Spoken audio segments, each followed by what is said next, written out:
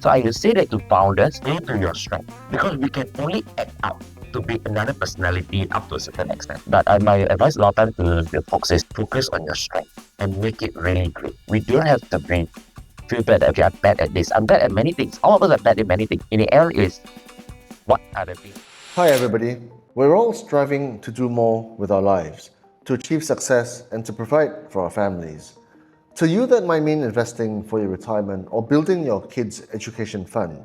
For me personally, one of the most important apps I've been using since 2019 to grow my wealth is an app called Stashaway. Now, Stashaway is a digital investing app where you can grow your cash, invest in a globally diversified portfolio, or even build your own portfolio from over 70 low-cost, expert-picked ETFs in every asset class. So forget expensive unit trusts, forget investment plans on your insurance policy, and please, whatever you do, never ever gamble, because whether it's on stocks or crypto or anything that sounds too good to be true, is probably too good to be true. Because I've always said investing is a time game, so maybe you can consider doing so with Stashaway. And Stashaway is licensed by the Securities Commission Malaysia, which means peace of mind and consumer protection. Okay, hey Chen, thanks for doing this, man. Obviously, we've met before. We did a radio interview, I think maybe 8, 10 years ago. And those days you had still done some startup businesses. And I know you from your days co-founding Fave KFit. You're one of the early, success stories in the startup space. You've exited businesses, and then now you are moving to the advisory kind of like mentorship role with your 1% advisory business. It's quite new, but maybe I'll pass it back to you, and then you can tell us essentially where you've come from and why you're doing this now. Yeah, thanks a lot, Sean, for having me. Honored to be here. So I think that I came from Penang, small town, the Montabao. The finish after SPM, I was lucky to get a government scholarship, so to go US. That was my first flight of my life. That was age of 20. Went to uni, didn't speak English. Was one of the worst eight in the whole uni of 3,000 students. Fast forward, after undergraduate, got a place at Stanford. Never had money to go, so never lived my dream in Silicon Valley. Came back to Malaysia, started in consulting, Accenture, JobStreet, Groupon, and then eventually went on startup journey, KFit Fave, and then eventually acquired by Pine Labs. And I think the journey as last year when I left Fave and Pine Labs, I was like, okay, what should I do? And I think I started from defining from my life, what kind of life I want.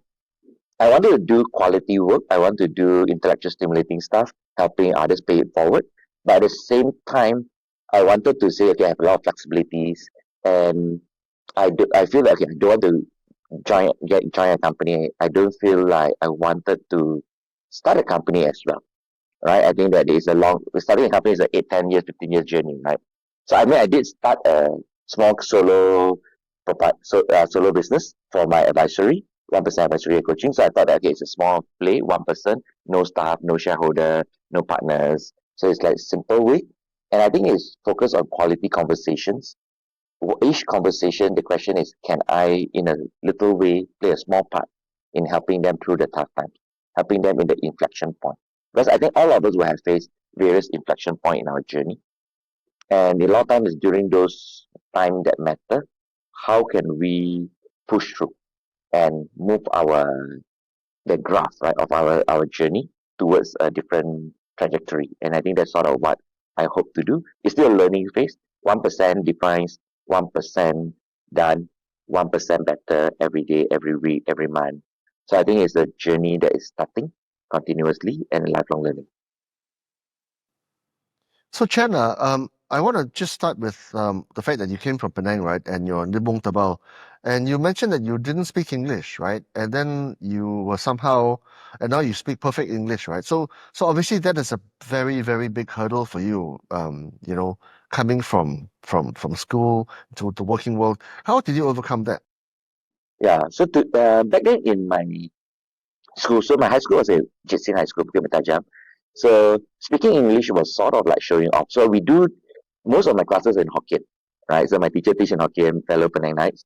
So and the we learn enough English to answer exam questions, but we actually don't really know English. in that sense, right? So, and then when in uni, I think I forced myself to try to understand and learn. I carry dictionary everywhere I go. I don't understand more than half of a lecture, especially my first year, second year.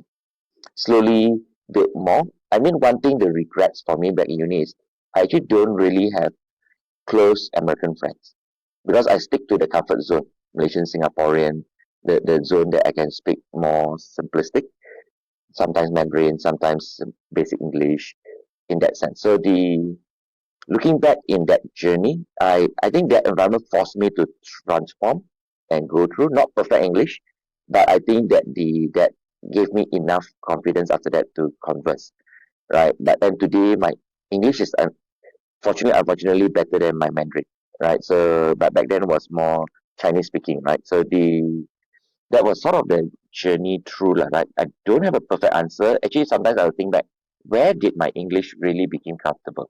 I actually can't pinpoint exactly, but I still remember every time there's a lecture, I will take a notepad, wrote down a question, and then I will try to raise my hand and try to ask that question in a trembling way. But I think that sort of practice, I still remember go and listen to people speaking, debate or whatnot, and then don't understand almost anything, but carry a dictionary, try to flip. So that was sort of those days that they went through. You know, your story makes reminds me of my housemate in Adelaide last time. I was in university. I was in school there, and Kaing, don't know where he is now. Like he's married someone in Indonesia. He came from City Awan, and he also never understood English, right? So he came to school in Adelaide. I was there. We shared a house, a flat lah. And then he went for the first day of school, right? You know, roll call, right? And then the Mm, teacher called his name, Hong Kaing, right? Then he was like, give me a. He mm, did, he was so bad at English, yeah, but now he's like some multi-millionaire in Indonesia. So I think my point is this, right? Malaysia, we start from many hurdles, right? And one of the earliest hurdles is language. America, the startup scene is so strong, and then of course they are so used to speaking in English and speaking up in public, right? We don't even speak English. I mean, 67, maybe 70% of the population Hausa or Mandarin, right? English mm, speakers native are maybe 25% at the most, right? mm. Did that push you? Did that make you more hungry? How did you, because some people they just stay in their comfort zone all their life, right, Chen? How did you come out of it? Yeah, so I think to be honest, I was actually a lot of go with the flow. To be honest, I don't never have a big dream. I was never the charismatic leaders or anyone that has a big vision and everything. To be honest, I think for me is to me is always be present, one day at a time.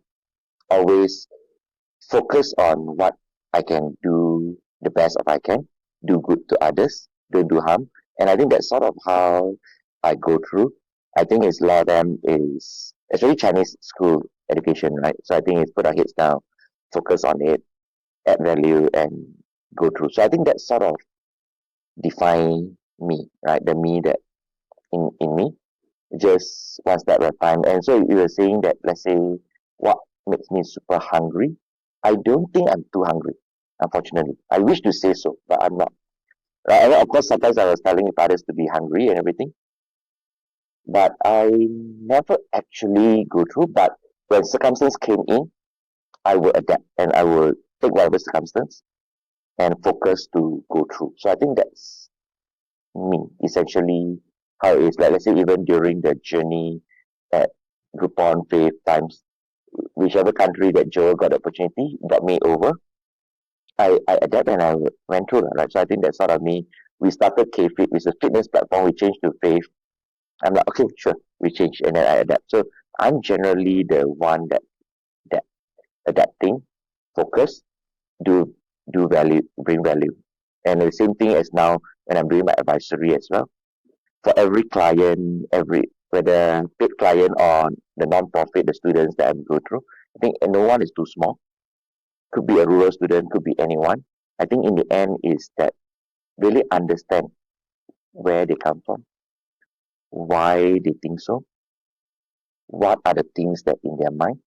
And I think if I were them, if I'm their best friend, what is the advice I can give them?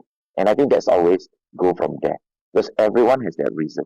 And I think a lot of it is understanding where people is at, right? And I think all of us at different trajectory of a journey as well. We shift, we have different priority in life, and how what we want, right? And I think that that's sort of how I think and operate. Yeah, the reason I ask you this also, Chen, is because, for example, if you're like a native Bahasa speaker or native Mandarin speaker, right, and then you're building a business, you could be the best operational guy, you could be the best scaler, right? But when you're going out to raise money, when you're trying to raise money from, say, for example, an institutional VC or some angel that has, worked all over the world, they've got their idiosyncrasies. They may, or especially for those from traditional finance, they may have their prejudices about or what constitutes a good leader, right?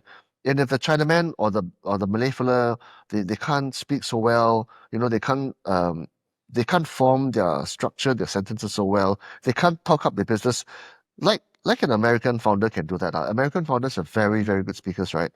That affects their ability to raise capital at an attractive valuation for themselves and their shareholders, right? And for their partners. Don't you think so? How do you overcome that, especially for people in Malaysia? Yeah, I think it's a valid concerns in there. I think for me, in our journey, I was lucky because Joe did all the fundraising, right? So Joe knew. So he was the one that go out there and talk to people, charm people. So for him is, I think we are sort of opposite, but we have huge trust. So what he did was he go out there, talk to people, get them to say yes verbally.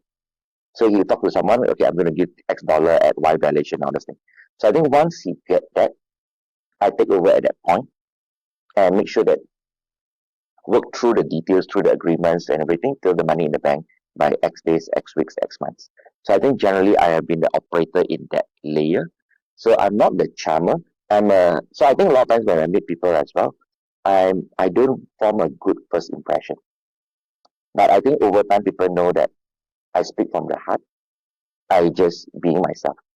Right. So I think that's sort of how over time I will get through, but it's not the first first look, first impression. So I think that's something that and I think that there's a lot of gap there as well, right? I think that back then I still remember when those during KFit early days, Kylie from Fire Startups, one day he asked me for lunch.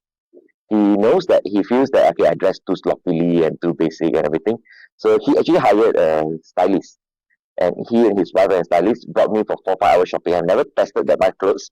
But this guy who was my investor, I mean friend as well, but the investor, right? And basically got me through one of the much different shops. And basically that day I think I tested more clothes than my whole life till that point in time, right? Because I think a lot of times when I do shopping, I'm like just very basic, right? It's like okay, I need to buy one shirt, this color, this thing for this purpose. I walk into the shop, I just get it 3 minutes later, 5 minutes later, I'm out of there, right? So I'm always the functional person. And I think for the founders that go out there, I think my thinking is play to your strength. All of us have different strength. Play to strength and find others to complement our gap. So let's take even Shopee, right? Or C Group, right? C Limited. Forrest is not the most extrovert or outgoing person. But he plays to his strength. He's good at it and everything. I met him first time because my classmate Li Xian, she asked me for dinner many years ago. And then she said, can I bring my plus one? And that's Forrest. I mean, of course, that time he hasn't built Shopee yet. But it is a lot of time is that, right? I think if you look at it, C and Grab, both are very successful. But how Anthony carried himself and how Forrest carried himself is very different. Or even within Grab, how Anthony and how Wheeling carry themselves very different as well. So I would say that to founders, play to your strength because we can only act out to be another personality up to a certain extent. But my advice a lot of time to the folks is focus on your strength and make it really great. We don't have to be feel bad. Okay, I'm bad at this. I'm bad at many things. All of us are bad at many things. In the end, is what are the things and let's say for example certain skills that is maybe needed. Then the question is how do we get help, support to solve that part? But at the same time do it because I think a lot of times if we feel at ease, we feel confident, we feel passionate on certain things that we like doing, we are good at, we will do it. I think Cheryl Yo used to say that the we are passionate because we're good at something, right? So a lot of times I think is go from the inner self and people will see through. So I think in terms of fundraising as well, don't try to carry out a perfect picture. I think everyone that who is experienced investing knows that no startup is perfect. But in the end, is you also Yeah. want for a startup founder, you know, chart your journey and find investor that fit you, not go out of the way to fit others. So what you've described is kind of like the dream team lah. You got the charming, suave guy that can speak really well, and then you get through the door, right? And then you got the operator like you behind the scenes. They can make the plan happen and find the details, the granularity lah. What you described is a dream team, but then for founders who come from the same cloth, maybe they're engineers, and engineers they don't speak so well, right? Generally, like they're good. I mean, they're very meticulous, but they don't speak so well, or they're not very polished, lah, as you say, maybe quite simple, dressed not so well, or whatever, right? Um, for founders who come from, generally the same category, lah, then you need to have others who are not that category, who are maybe more front facing, right?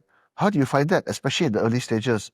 You're already struggling to pay bills and to build the platform, right? How do you find these people? So that's another real challenge, right? Yeah, so I think that maybe I'll take example Jatin, right, who built DCube. He was formerly with us at Fave within data science. He's a very strong data technical people. So he is not the natural sales from start, right? But what he does was he plays his strength.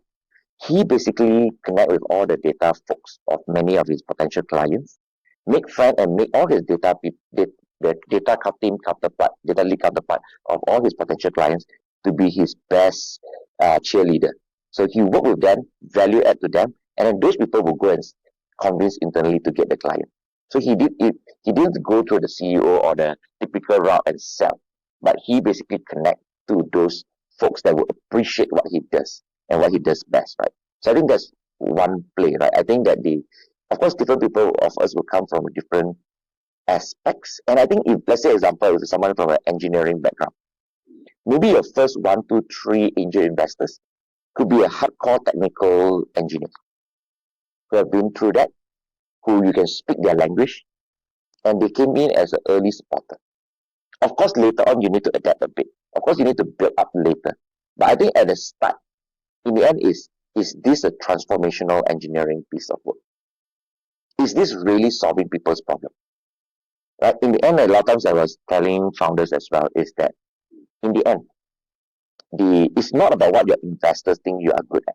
It's not even what you win any award. It actually doesn't matter. If you value add, make it easier, cheaper, better, faster, solve people's problems, help people achieve their dreams, the customers will come, the business will come, eventually the investors will come. It's in the end is I still remember Job Street. I was grown up through that part of career. Mark Chang used to back then Job Street used to have this policy where all the team, including the C level, cannot treat any client, any meal, any coffee. And the Mark's rationale was that if our product and services is not good enough, and if you're telling me that we're going to lose the business because I cannot buy a potential client a meal or a coffee, then we should focus on our product and services and make it better. So to him is that if you want to treat someone, you treat as your own. If you think the person is a friend, you can treat the person. But as a company, to him is focused on the bread and butter, right? So I think in the end, that may be one of the aspects, right? Because let's say I'm a strong technical person. I'm not good at public speaking. Yes, I can learn and improve. Maybe I should do that. But I might not be like another person that's super charming at public speaking. And as we try to shape ourselves there, we became neither here nor there. Because I focus less on what my strength is. And then as I try to do things I'm not good at, I get frustrated. I get demotivated. My energy level drops. And that actually brings up more harm than trying to do focus on what you're really great at and make it work. Yeah, and then I also couldn't help but hear you say that the journey of a business founder is 8, 10, 15 years, right? That's that goes against the grain of the typical technology startup. A typical technology startup in, say, America would be you start up 2, 3 years, get some real market penetration, attraction, and even potentially exit in 4 or 5 years, right? That is typical American style, lah. Here it's a long, long haul, right? Is this, by your estimation, the average in the region, or is it a bit slow, or is it fast, or what do you? Yeah, I think it just takes time. But I think even America or even here, there are, if you were to say, okay, let's pick people that who have did great success in 2, 3 years, 4, 5 years, we can pick example, whether US or Malaysia or Southeast Asia or anywhere. But the reality is that most go through long, even in the America. Right? It's just that America, we see more stories because there are more people, 10 times more population than Malaysia. There are more people trying. There are more examples of success, but there are more examples of failures as well, struggling as well. Right? So I don't think, I mean, statistically, I don't have the exact number, but I would say that in each there is success case and failure case. There are case, a struggling case. And I think that a lot of cases is neither here nor there. If you build and then it take off and it go perfectly, great. If you build and then after 1, 2 years, 2, 3 years, you struggle and you think, okay, this can't work, I'm going to move forward. It's okay also. I think where it is there's a lot of people who have been there 5 years, 10 years, 15 years, toiling through, putting hard and sweat, put in every day, 1 day at a time, but it's going nowhere. You have a few staff that who rely on the company for their job, has been very loyal to you. You try your best, you pull through, and you are there. And I think that's where the typical challenge. Of course, so some is like, okay, good lifestyle. I sort of get this lifestyle and this financial maybe coverage or whatnot. It's okay. But for some people who are dream big, that became difficult. So I think that's a zone that is not often talked about, but there are a lot of people out there. And I think for a lot of founders as well is that a lot of time we try to make the whole world think that we are doing great. But if you go down and have a deep personal chat, and especially as whether I'm doing my this currently 100% advisory and coaching, even before that as a fellow founders, then talk to a lot of founders, when trust emerge, everyone has a lot of tough stories. It's just whether people feel comfortable enough, trustworthy enough to open up and share. So I think that's sort of where it goes through right now. Yeah, you've touched on something very important, Chen, because I think that so there's a fine line to be drawn between perseverance and then keeping the business alive on life support. Okay, like when I started, I long ago I did a company called Asian Auto, and we closed Asian Auto after the financial crisis .com crash, right, early 2000s. But then our competitor called Auto World, they kept on going and going and going. Then eventually he made it work, and he pivoted, and he made it work, right? I at the time was thinking, oh, we should have just persevered and just kept alive and just kept going, right? You can say the same thing about Catcher as well. Catcher did the same thing, right? But then, but then there also comes a time when, as you say, you know the business is really not working. It just doesn't have the legs, right? And then how do you know when to turn off the life support? I mean, what are the signs? Yeah, I think maybe I would take everyone back to the think back why you start in the first place. We all have a choice at that point, right? And many people think that, okay, I start a business, I got a lot of flexibility, free time, I can go drink coffee any day, I don't have a boss again, I can have financial freedom, I get my all those kind of thing, titles, whatever, right? So I think a lot of people have various reasons to start. So I think a lot is go back to the root fundamental. If you're honest to yourself, why you start in the first place. And I think the perseverance and during tough times is that it really depends on how it ties back to your fundamental reasons. Fundamental reason why you start. Or maybe even fundamental reason why you live in this world. Right. And I think a lot of it is, let's say example, there are people who is like, I want to enjoy the journey to building something with people. Then maybe persevere, go through solving problem is good. For some people, maybe is that I just want to build it quick. And then maybe that doesn't. I build it for the next generation. I mean, there are a lot of beautiful big businesses that is built over 10, 15, 20, 25, 30 years. Right? Take many, many years. Like many of them, let's say Mr. DIY from one shop to on today 4, 5,000 shops. There are many, many businesses that went through that. There are many businesses that went through super tough time as well. Right? I think that even in the faith journey, where there are a few times where we were days away, weeks away from difficulty, right? And I think that a lot of it is that motivation, the people that go through. And I think tough times don't last. Tough people do. Whatever don't break. you, make you stronger. And I think a lot of times so is during the tough time, you know who are your real friends. During COVID, when we go through the super tough times, several folks who were not prominent, who were not always there with us, became very supportive during those times. And there were people that who were always rah-rah in front. During the tough times, these people disappear, right? And I think a lot of times, maybe one of the quote that I always tell people is that when we are successful and doing well, everyone will come around us. At that time, I think a true friend, be a silent supporter. Like I always tell my friends that when you're successful, everyone will be there. I'll be your silent supporter from behind the scene. There are others that will be there. But on the day that you are down, on the day that you lost pretty much everything, on the day that you really drop down, hopefully I'll be there and I will be there for you. And I think the same thing is the founders and everyone is be there for others. One day we will need that. And I think we will all remember in our toughest moment who showed up, who disappeared. And I think that's the crux of it right now. So at the start of the podcast, I mentioned Stashaway. Well, one thing I absolutely love about Stashaway is how they help folks grow their spare cash.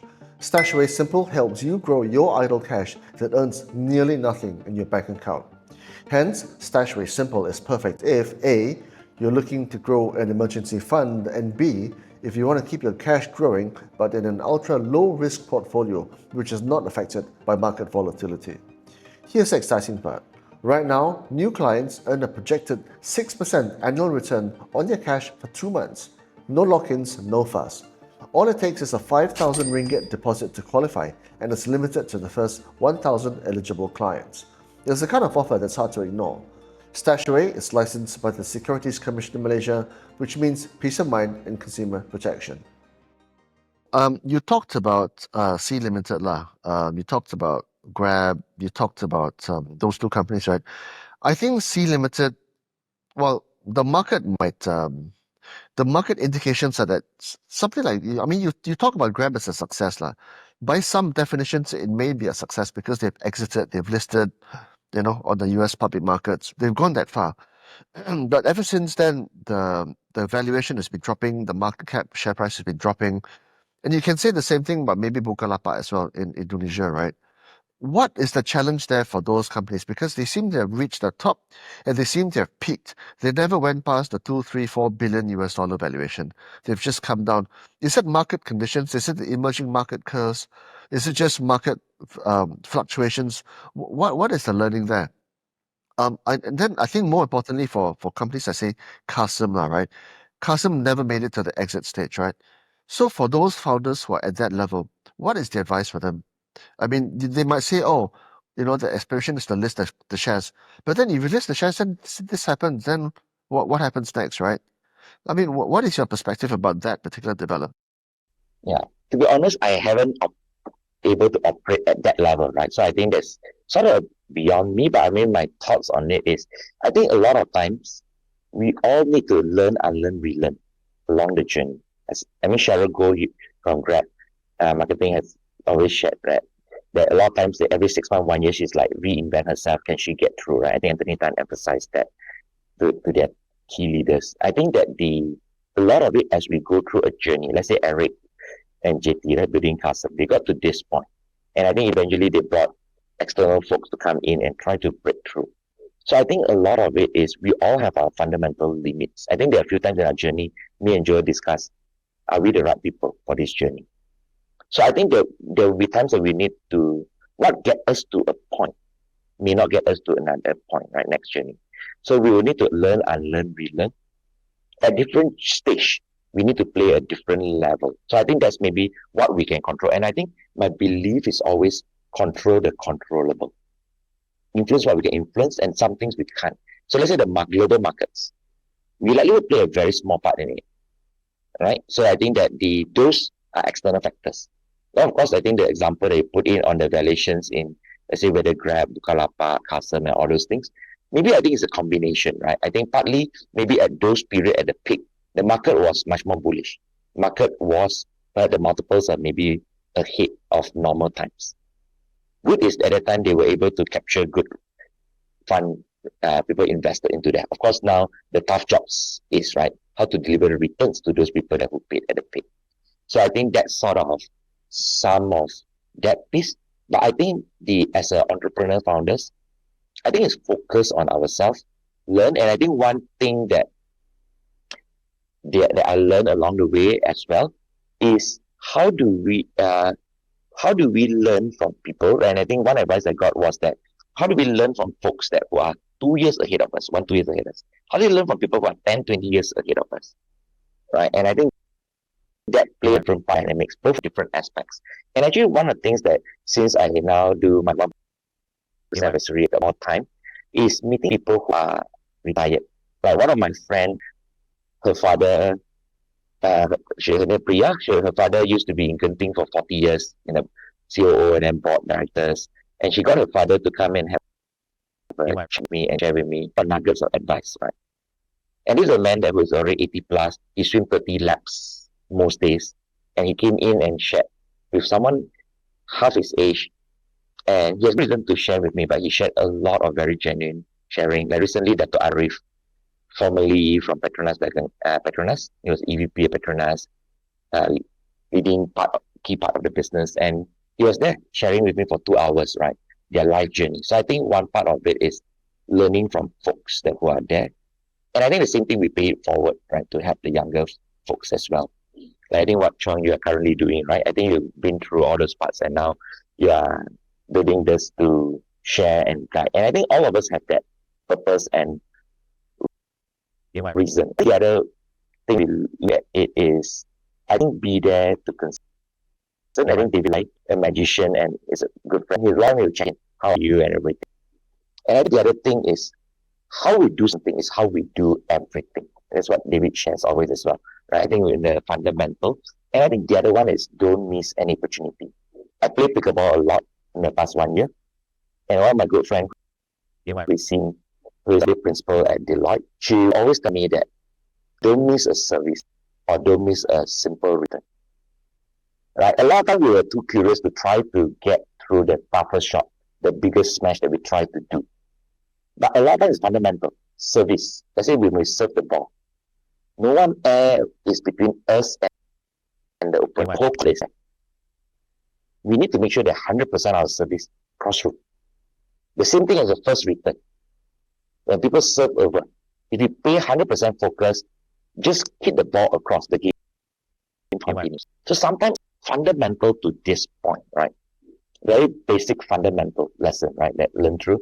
And I think to me is everyone I speak to. Let's say example, I went through multiple MRSM, rural MRSM, and speak to students.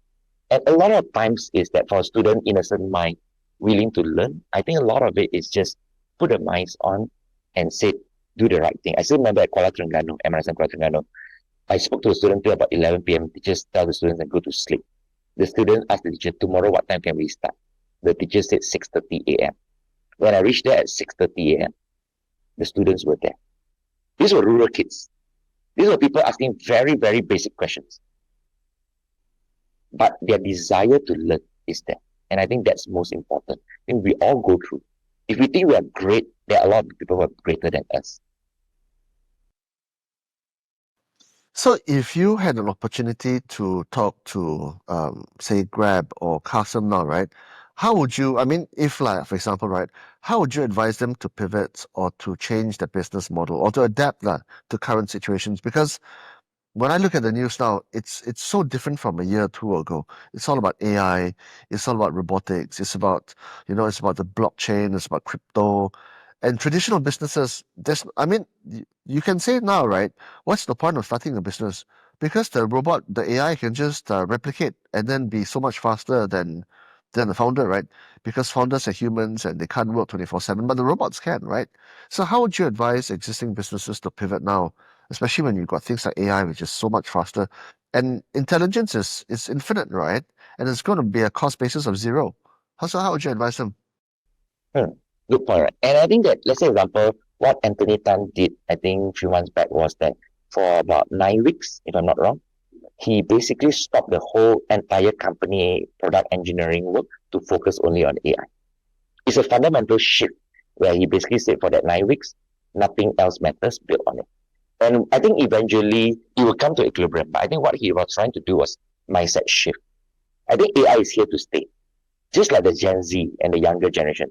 I still remember at one of the Institute Corporate Director Malaysia session, and a bunch of the senior board directors of companies were commenting on the today the younger generation are pampered, spoiled, and everything. They're not loyal, they are whatnot, right?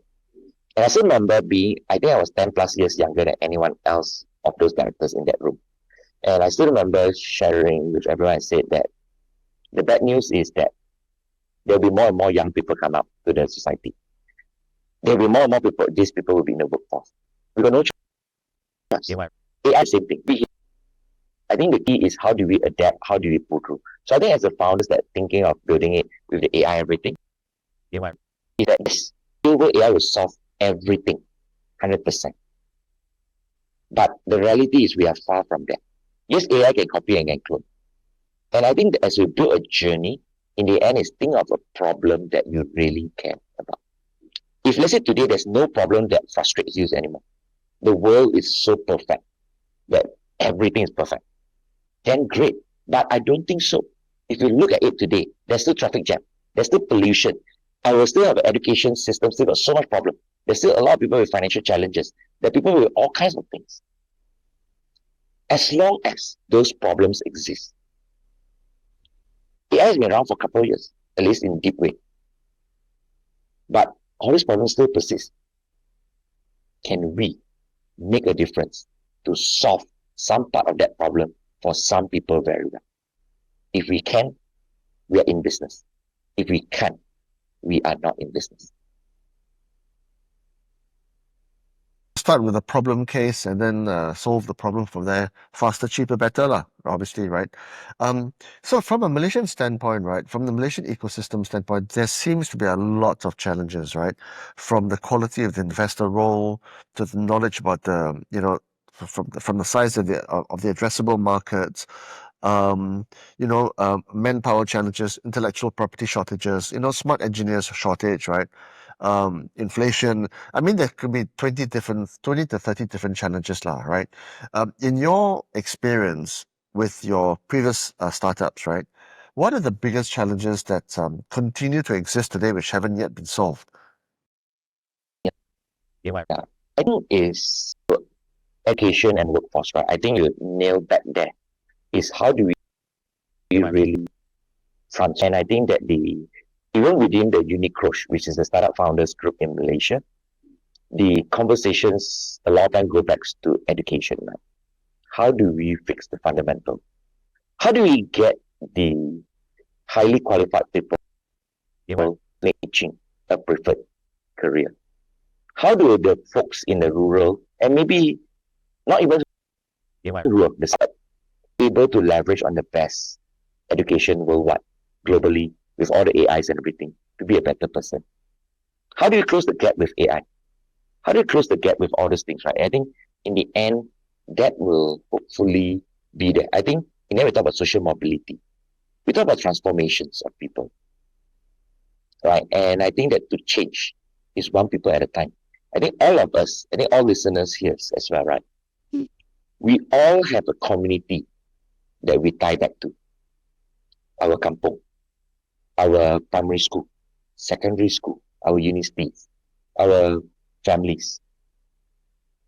For many of these folks, for many of the people who are listening now, we all can make an important part. For each person that we can make a difference that change their lives. Dr. Johan Merican, current SecGen of MOF, he used to be leading talent corp. He used to say, there are a lot of starfish dying in the beach. We cut all the starfish and save them. But for every starfish that we pick up and save them, to us is one of the starfish among the whole thousands of starfish that's dying there. But for that one starfish, it makes a difference between life and death. So if all of us can make it in 1%, 2%, we all will create a ripple effect, because that 1, 2 people will go on and make another transformation in 1-2 people. And I think the concept pay it forward. I think, what do we do? Sometimes, a lot of times, we don't need people to repay us, but we may want people to pay it forward. And I think that's the journey and go through. I think that there are market sizing. We can't change the country size, but of course, we can go expand beyond the country border. Investors. I think that there could be more engagement across. I think more people are now exploring. But I think Malaysian founder feedback from investors, we don't dream big enough. We are in a way comfort zone. Actually, if I were to put a bit more controversial, the local Singaporeans are the same. Comfortable. Not as many local Singaporeans, the true blue Singaporeans, really go. Of course, for both Malaysia and Singapore, there are example of people who really embody that. But for the wider society, a lot of times we are more comfortable. If you take someone from Vietnam, Indonesia, they are a lot more hungry because it's about breakthrough from where they were to where they're going to be if they can. And I think that's one of the fundamental things. When founders might speak to me and think, how much doing this means to you? If they, after 5 years, 10 years, no one recognizes, no one bother with, no one celebrate you, will you continue doing?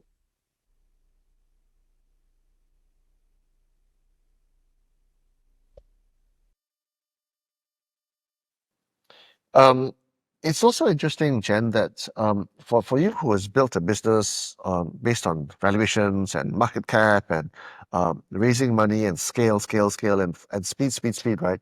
Now you're at this stage of your life where you're doing this 1% advisory. As you say, no shareholders, no partners, no staff, just you solo business. It's the complete antithesis of what you've spent your career in, right? Why have you at this stage chosen to follow this path rather than, maybe just being focusing your energy elsewhere on those things which you're used to? Why this model specifically? I guess my question relates to, are you jaded with the current situation that made you behave in this way and build a business in this manner and form? I'm not jaded, but I think where I was, I think, okay, at this stage of my life, in my mid-40s, what kind of lifestyle I want to have? How can I do quality work while I can play pickleball at 3 p.m. if I want to play? I can go to a beach and rest for 4 days if I want to. I think that's sort of where I am at. I think for me is quality of interactions and value add versus a quantity. I think Jack Ma used to say, small is beautiful. I think in the end is that I have a choice of one, go out there and build a company. I think with the experience, I have a shot. No guarantee will succeed, but I have a shot to try. I think if today I go out there and say, I'm going to build something, there will be a good chance I can get investors. I mean, there will be a lot of people knocking, asking me, what's the next venture? And just tell me if you're building. There are those people coming across, knocking the door.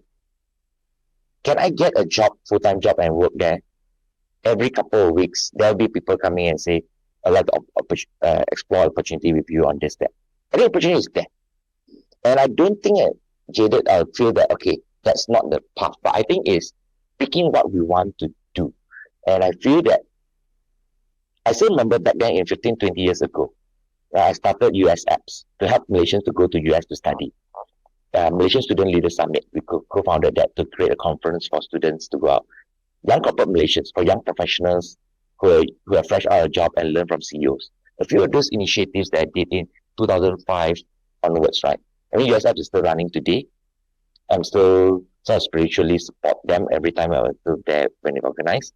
The Malaysian Student Leader Summit is still continue. I'm no longer there. Young corporate Malaysia unfortunately died down during COVID. But every now and then, I will meet people who were there for 15, 20 years ago and remind me and say what I shared with them 15, 20 years ago. Sometimes I don't even remember them. They might write from my blog. They might write a post or read online forum that we started back in 2003. And people just say, that one advice, that one sharing. I don't even remember. Make an impact on them. So I'm looking at this journey. For the next 5, 10, 15 years, if I can do many of these conversations with different people, and if some part of them can, because of one or two of the things that I share, I push, I challenge, and I share thoughts with them or be there for them. Hopefully, one, two, three of them might break through. And I think that's sort of the thinking that I came from. Yeah, in many respects, I'm very similar to you because the businesses that I do, Chen, it's all about freedom, it's about autonomy, it's about being able to have work-life balance. And of course, you are a little bit younger than me, but it seems to me that the world of work is moving in this direction. I see documentaries on kids in China, kids in Korea, the lay flats issue. They don't want to get a 9 to 5 job.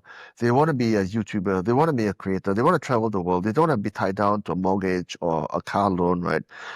They want to be their own individual business owners. And I think PwC wrote a report on this years and years ago, calling it the digital economy, the nomad economy, right? And it's a massive economy. They can make money of their own already, right?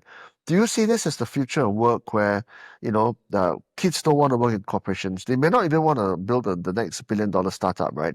They just want to be their own individual TikToker. They want to be their own individual music producer that creates tunes for audio tracks and in Instagram and what have you, right? And in that field, they've got freedom. They can create, they can have fulfilling lives, and they can travel the world.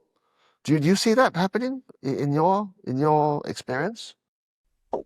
I think there are more people going down that trend, but I think the bulk of the society and I think a lot of times it's a first world problem as well, right? Sometimes some of the people who can do this, I think we are blessed. We have the opportunity to make these choices at certain juncture of our life, right? I live a very simplistic life, right? My bedroom is until small 80 square feet. I drive a 14-year-old car. My electricity bill is 33 plus the minimal and whatnot, right? So I think it's a very simplistic, basic, fundamental. I don't dress in brands or whatnot, right? So I think that's the lifestyle I chose. Today, when I travel, a lot of time I still stay in hostel, 1 star hotel, 2 star hotel, and all this thing. So a lot of it is, I think there's no right or wrong. I think that I think the younger generations, there are more people who can make those choices. Let's say Daniel Cervantes. He had a good early career, and for the last many years, he's focusing on helping people. I used not to be exercising, and he was one of the folks that got me for hiking for 5 minutes, 10 minutes, 20 minutes, and now I can do longer. Not perfect, but he did that through, right? So I think that there'll be more people towards. I think there are maybe, but I think there's a bulk of people who want to do the full time, but I think they'll be evolving. People like our parents' generations work for one generation in a company. Later on, people work 3, 5, 7 years in a company. I think today there's a lot of fractional leadership, gig economy, and all those kind of things. I think loyalty and focus is different. People have a shorter attention span. They want to try more things. And I think a lot of this, the trend is there. How do we leverage? How do companies leverage across, right? There are now even a lot of bigger companies know how to tap on this. And of course, the company are not. How do we leverage and tap? Today, we learn via video. Actually, maybe even the word learning. A lot of time when people tell me they want to learn, I ask them what's the best way to learn. Should I study an MBA? I think in the end is, do you prefer to learn in a structured manner? Do you learn to prefer from let's say a video or podcast? Do you like to learn from speaking to people? Do you like to learn from doing something? Do you need a curriculum? Do you like flexibility? I think there's no right or wrong. But I think with personalized learning, with now today AI and all these technologies, is we can be customized. Back then when we go to school, teacher teach all students in the class the same way. Whichever way we learn, how ahead or how behind we learn the same way. I think today technology can enable us to do a lot more personalized. And I think that's sort of what we need to tap on.